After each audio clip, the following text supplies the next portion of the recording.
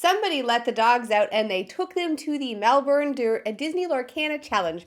Hello there, Lorcana lovelies. This week we had another DLC. It was in Melbourne, Australia, and this was their first major tournament. Actually, this was kind of our first tournament since the Winterspell meta has been released and started. So there's a bunch of cards that are in Winterspell that are looking really good for a lot of the decks and are changing things up a little bit. As you could probably predict, Blurple is still holding strong as the kind of consistent control list, but the one who took the cake, if you will, this time was dogs. So let's go into the list, and then I have some gameplay of us playing the top two lists. Here's our first place list. Our winning list is Dogs by Dillon LeDuc. So this list is a really fun looking list. I got to play this one this week and I really enjoyed it. My commitment issues when it comes to decks is really kind of coming out again, as last week I decided that I was going to play Purple Steel after deciding I was going to play Blurple, and this week I'm now on Dogs because this version of Dogs felt really good. Some additions to the list that felt really good were the Grandmother Willows. I really liked being able to play like a lady on turn 1, a Grandmother Willow on turn 2, and then play like a tramp for free as well on turn 2 because he gets the discount from Grandmother Willow and the discount from having a lady in play. That was just a great synergy that I really enjoyed. Card draw has always been a struggle for the Dogs list, and being able to put something like Nani in this list that lets you look at the top 4 cards of your deck when you play her and put a character into your hand feels great. Now, it's a character of cost 2 or less, but in this list, that is most of the characters. As always, the great feeling cards here are the Big Tramp, that when you play him, you draw as many cards equal to the amount of characters you have in play, and you discard that many cards. Now, it's not card draw because you're starting with the same amount of cards that you had before you played Tramp.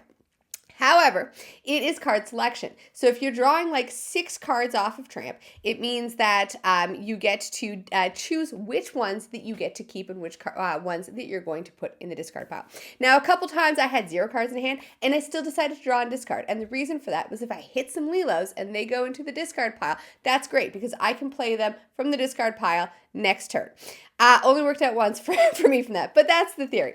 So this is the Dogs list. It is a great list. I really enjoy it. I've always enjoyed the dog style aggro list. Let's go into our second place list, which is Jonathan Lam. So this is a Blurple list. At this point in time, everybody should know that Blurple is pretty much figured out, and it is like the control list. Other control decks might come and leave, but Blurple seems to be the one that is the most consistent. And again, we have a Blurple list that is looking like it is going to do really well into the meta.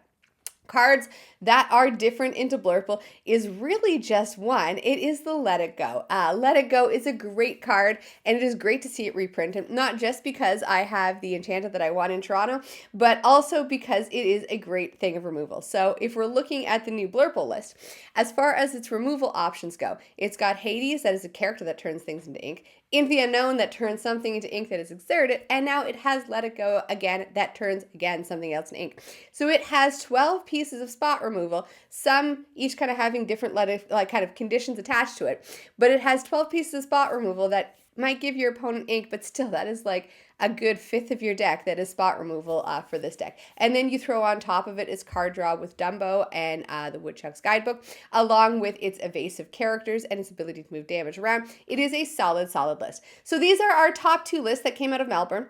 Let's go take a look and see if I was willing to win with Dogs like that one in Melbourne, and see if I'm able to beat Josh with the new Dogs list. All right, we're going into game 1. So game 1 here, we've just finished shuffling up, and I was lucky enough to win the dice roll, so I'm going to go first with the aggro deck, which is 100% where I want to be. I am going to lead with a lady, and then Josh is going to just ink and pass. So no turn 1 play against aggro is brutal. I play an Ursula. I'm hoping to get a song that's going to be helpful in his hand. I mean, though in my mind, I was thinking I want to grab his ramp spells. He obviously doesn't have any ramp songs, so I get one of the removal songs. And he just draws another one off the top. So good for him there. I'm going to quest for one with a lady because there's nothing stopping me. Josh plays a Tippo and ramps with that, but doesn't have anything else to really do with that because he's out of ink. Going back to my turn here, the plan here is to go as wide as possible, so I play the new Grandmother Willow, which lets my next character cost 1 less. So because of the lady, I messed this up here. The tramp should have been free. I don't think I had another 1-drop in my hand, so that is all good there. But the Grandmother Willow makes your next character cost 1 less. The tramp costs 1 less if you have a lady in play, which I do. So it means there that that tramp is free, which is great. Josh plays a genie with evasive and draws a card. I don't really have a way to deal with evasives. My only real plan here with evasives is just go faster than them. I'm going to play the lady that is a 0/3 that gets more lore for her bigger strength. And then I play a tramp. So the tramp lets you draw as many cards equal to the characters you have in play and then discard that many cards. So it gives you more card selection than it does card draw, because you still keep the same amount of cards in your hand that you had before you played Tramp, but it does give you a good amount of kind of selection to be able to pick that 1 or 2 cards that you need in that moment. And discard the cards that are irrelevant, like throughout this match, throughout the next couple games, I keep wishing I could discard the Under the Sea. I'm going to quest out here, putting me up to 8. Difficult board state for Josh to deal with, just because I've gone so wide that he's obviously going to have to swing into some of my characters, but with only 1 character out, tougher to do. Now, he does have some removal options like Let It Go, so he removes the Tramp, which is going to be the more problematic character to get rid of because of how big it is. And then he swings into the lady, taking 1 damage on the genie, but since, again, I don't have a way to deal with evasives, it'll keep his genie nice and safe. I play a tramp and an Emerald Chromicon. Now, the Emerald Chromicon, amazing card. The fact that the Emerald Chromicon makes it so that I can bounce his characters is just fantastic. And that bonus that you see on the lady there is lady gets a bonus from Tramp when he comes into play, or I can choose that. So I choose it goes in the lady, and I'm going to quest out there. We call the game there because I have enough lore to win, and we're going to go on to game 2. So now Josh gets to go first, which is what he wants to do, and he wants to be able to have a character that can challenge my early aggressive characters. So a Royal Guard Octopus will do just fine at that. I'm going to lead with the lady. So the 3 strength, or not 3 strength, the 3 toughness on a lady, willpower, will make it a little bit harder for that octopus to take out, but the 0 strength means that the lady is not going to threaten him. So we can quest for 1 there. And my whole plan is to play out as many characters as possible to be able to give the lady that bonus. So I get a +1 bonus from the Daisy I play. I get a +1 bonus for the Tramp that I play, and the Tramp gives a further bonus when he comes into play there. So I'm hitting 4/4. In my mind, I want to take the Royal Guard, and the reason for that is because Josh can take out my characters with it, especially with the support from Basil. So keeping Blurple empty sounds good to me. However, I am the aggro deck, and doing that might punish me later for it if I'm just like a couple lore shy.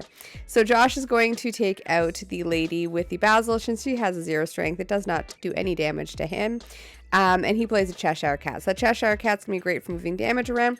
So I want to be able to play my smaller characters so that smaller as far as strength goes, so there's no damage for Cheshire Cat to move around. That would be ideal here because Cheshire Cat's bad for me.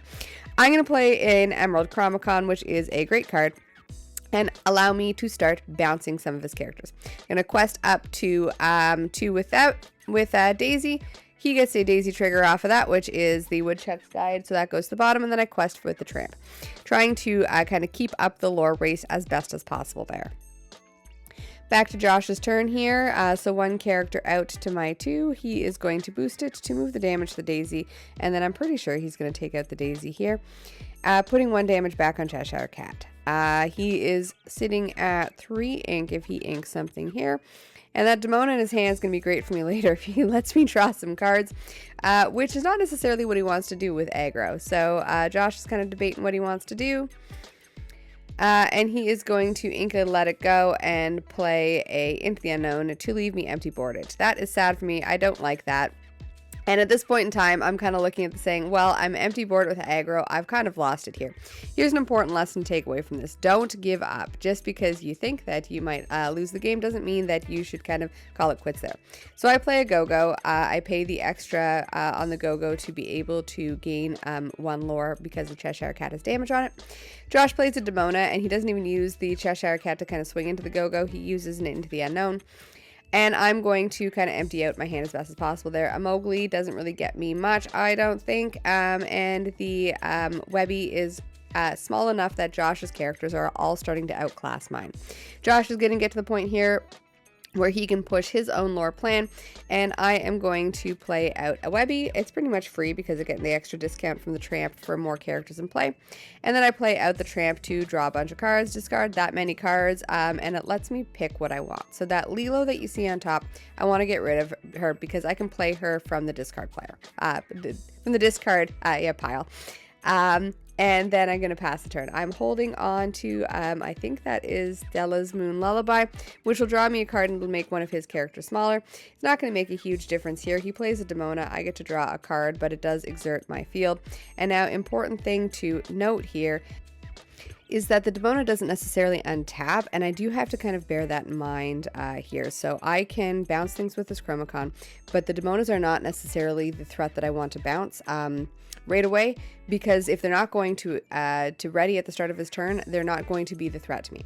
I do bounce one of the Demonas to kind of ensure that he does not have enough of an empty hand to ready that Demona. But I also do it because I'm hoping he's going to let me draw some cards. I'm hoping to play out my hand because I really would like to draw cards. I do Adela's Moon Lullaby to shrink the octopus, and then I'm going to play out a lady and a tramp. Tramp is one less because there's a lady in play. And then I'm going to swing into the Cheshire Cat to finish it off. So the Cheshire Cat gets rid of my Webby, but it does remove his ability to move damage around. I then am going to play a Bobby, and I'm going to put the Lilo to the top of my discard pile so that I remember that Lilo is there. I am going to pass the turn there, and going back to Josh. Better board state than me, but less better than it was last turn. So he plays a Genie, and he's going to quest out there. Going back to my turn, that Demona stays exerted, which is great. I play a Lilo from the discard pile here. And then I'm going to shift a lady, and lady does say that you get to pull 2 characters back from your discard pile that cost 2 or less. I pick, first I pick the 2 daisies. I'm going to change my mind about that in just a second. No, that's right. I play the 2 daisies, and because I picked an inkable off the top, and I'm going to play out those daisies. So turns go when in my mind I kind of gave up and I said, I'm empty board it with aggro, I'm done here. This deck totally can recover from that if you can get kind of a good amount of cards to be able to keep replenishing your hand. That is one of the problems with aggro, is that you need to be able to replenish your hand. And a lot of aggro decks lack that. The aggro kind of like goes out swinging, but it does kind of stutter in that kind of mid to late game, and you got to finish it before that. So I'm at 6, Josh is at 6. I'm threatening a bunch of lore on my turn, and I'm hoping that I can just kind of go a little bit faster than he can take care of me. Those Lilos coming back is going to be great for me because it does give me a guaranteed 1 character that I get to play from the discard pile, which does mean he needs to keep utilizing his characters to challenge into my characters instead of using them to kind of quest or sing or whatnot. Back to an empty board state for Josh, but he does play out his characters that I bounced with the Chromacon. I love that Chromacon. It's great. I'm going to replay the Lilo from my discard pile, and then I'm going to play a Tramp. Tramp gets a discount, and then again I'm going to draw some cards, and I'm going to discard that many cards. Now, I was empty-handed. The reason I drew cards and discarded cards was because I was looking for more Lilos. If I discarded like a Lilo or 2 off of that, every turn I could be bringing those Lilos back, which could be very beneficial for me. Back to Josh's turn here. Now, I didn't get those Lilos. Perhaps I should say that, just in case I didn't flash my hand slow enough there. I did not get those Lilos to be able to bring multiples back. So Josh needs to get rid of the Lilo in a way that doesn't just put her in the discard pile. Otherwise, she is that resource that just keeps coming back for me. So he does ideally want to find a different way to deal with her. And like, I'm at the amount of ink that I need. So turning her into ink is just fine. He is going to not ready Demona, which again, really good to know. Now Demona's a massive threat, but don't necessarily think that she's the threat that she could be if she is stoned by Dade. So Josh does exactly what I kind of said that he wanted to do there, which is get rid of the Lilo, and he uses the Hades to do it. At this point in time, I'm pretty sure I was telling Josh, I have enough ink. You can just leave me with my characters. Stop turning them to ink. Because Dogs does not need to go up this high with ink. I need more cards in my hand. So I'd really like him to play a Demona, but he's not going to be nice enough to do that. He plays a Basil, so I did get to bounce things there because of the Chromacon. Back to my turn here. I'm going to play at another Tramp. I'm going to toss all those cards in my discard pile because I'm just, again, looking for Lilos to play from the discard pile. I get I get a Lilo in there, and I quest up to 16. So again, you can kind of see how the concept of kind of like not giving up and continuously just trying to win here is going to be a good one, because it does get me a lot closer than I would have thought. Like I said, I kind of mentally gave up at 2 lore, and I'm glad that I didn't. I'm glad that I continue to kind of fight for the game here, because I do get very close. However, 2 Hades out and a Demona, I am getting to the point where I really need to cross the finish line, because Josh is leaving me pretty empty boarded. Turning things into ink is not what I need to be able to bounce characters to the Chromacon, because they need to be banished with that. Which means that he does get to keep his characters around if he Hades my characters. I'm going to bring a Lilo back there. I'm going to play a Nani. Nani is one of the new cards from Winterspell. It says look at the top 4 cards and put a character with cost 2 or less from among them into your hand. I don't know which one I want here. I'm going to pick an Ursula, because I am a little bit worried about if he has more removal, which he doesn't. Well, he doesn't have removal in the form of songs, so I'm not able to really get that removal, but I do know that there's another Hades coming, and I'm really, really trying to convince him to play that Demona so that I can stock my hand back up. Back to Josh's turn here. Again, I'm looking at a great board state. I'm at 17 lore. It is the type of thing of aggro can get very, very close. But at this point in time in the game, against a control deck, control is going to start to get to the point where it is gaining control of me. And 3 Hades in a row is totally going to do that. He Hades the Lilo that I need to continuously bring back from the discard pile. He plays a Genie, and he's got enough ink to be able to play more than 1 threat a turn, which is not going to be good for me. He quests up to 14, and all of a sudden he's closing that gap that I really needed to keep wide so that I could potentially win the game. Looking at the board state here, Josh is going to win unless I have it be prepared, which I don't. I guess you can now in these colors, but we call it there, and it is 1-1 going into game 3.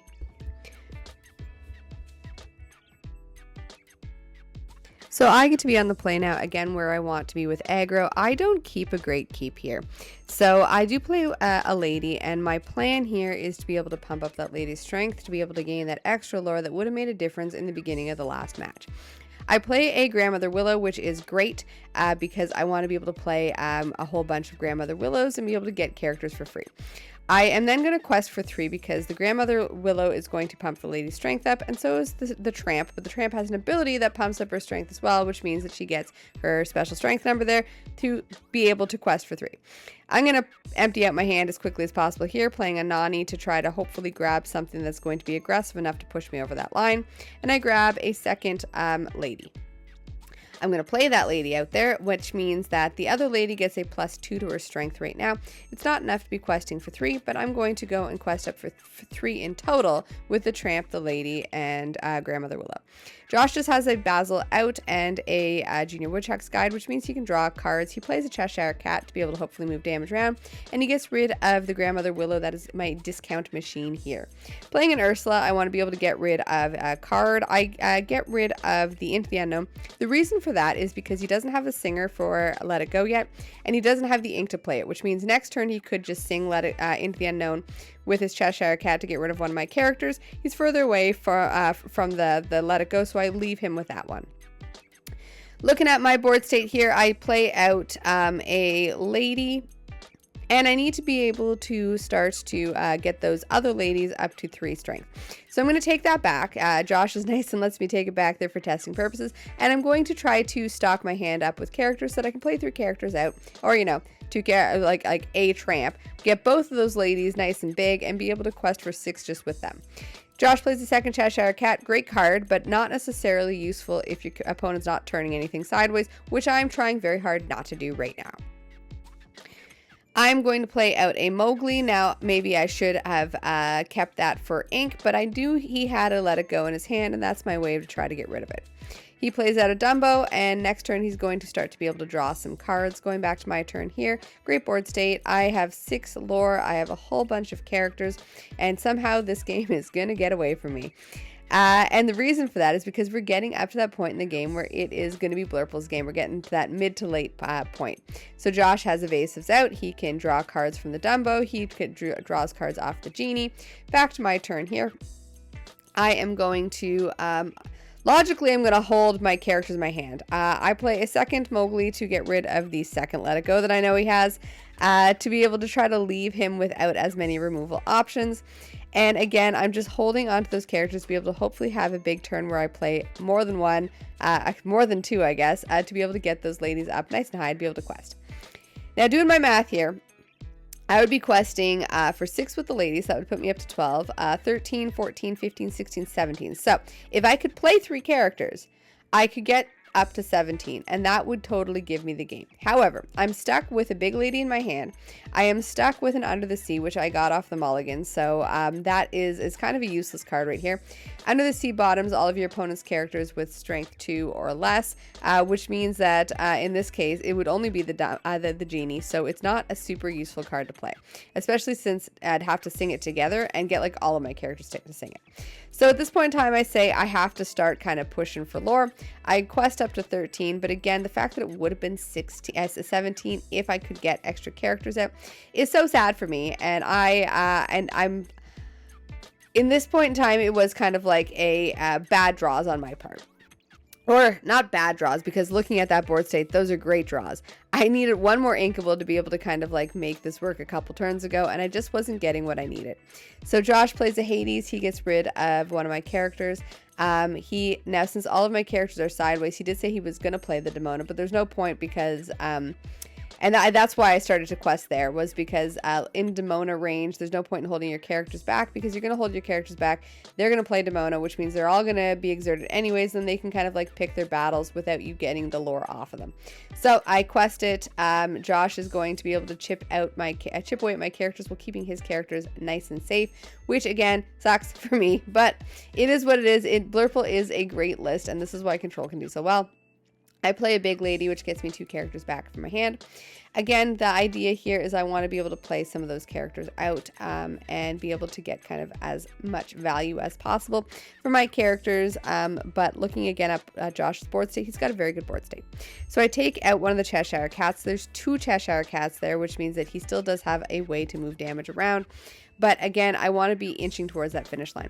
Perhaps I should have held back. If I held back, I don't know if it would have made a huge difference, especially not kind of at the range that Blurple's at right now, because it is at the playing Hades range, singing Let It Go, as you can see there.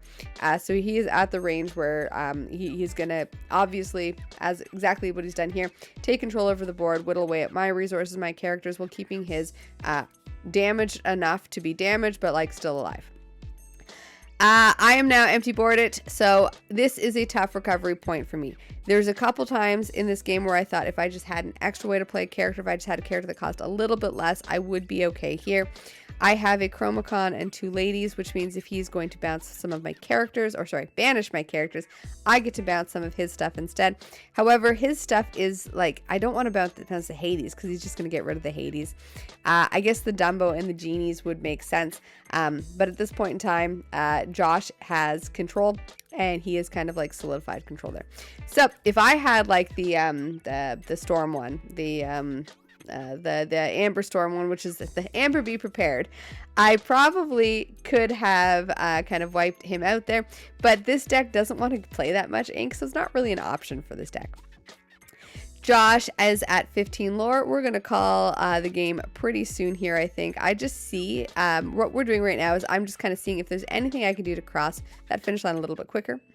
I quest for 1 with the lady. Again, it's kind of a rough point there because I just did not have that extra 1 character to be able to cross that finish line. And you can see that I showed him that I had the Under the Sea that had been stuck in my hand since the beginning. So Josh makes it in 3 with Blurple there, and I am not able to get those dogs to go fast enough. So it didn't work out for me in the same way that it worked out for Dillon in Melbourne, but I really enjoyed the list. I would say a couple things that I thought really worked out to not my advantage are the fact that I did get stuck 2 games with an Under the Sea in my hand, and it was just not the deck to play Under the Sea against. In fact, I believe in the second game, or it may have been the Monstro games that we played after this, I mulliganed an Under the Sea, and I got an Under the Sea from the mulligan, and there's only 2 in the list, and that really was not fun.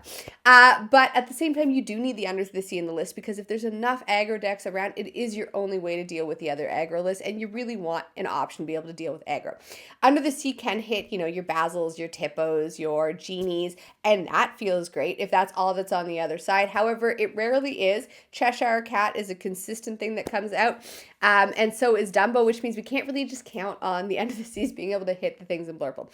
So End of the Sea is not meant for Blurple. However, as you can see, Emerald Chromacon performed just as well as it normally does in the ability to be able to bounce your opponent's characters, or your own if you want, whenever they kind of banish one of yours. So if you have a field that is turned sideways with a Chromacon out, it means you can start to make it so that your opponent has less characters. And that's great when you're playing against Blurple, because a lot of Blurple's characters are expensive enough that they're not going to be able to unload their hands as quickly as you can. And it does mean that it might buy you that extra couple of characters, that might buy you that extra couple of turns to be able to cross the finish line. So that was our gist and kind of our attempt at the Blurple versus Dogs list. The big question that I have now is I'm going to Ghent next week. So like a week today, week maybe yesterday, depending on when I actually get to this video posted, I will be on my way to Ghent, which means I need to actually make a choice on decks that I want to play. So hopefully this week I'll get enough editing out there for all of the variety of other decks that I'm hoping to play, and then hopefully by Sunday night I'll make some decisions. But I'm really not sure about that yet, because last week I was 100% on Purple Steel, and now I'm thinking I want to play Dogs. So I'm just kind of chasing my tail, if you will, when it comes to decks. Good luck making your own choices, and go try to play these lists. There's a lot of fun things in Winterspell, especially the Let It Go, and I'm really glad to see that back.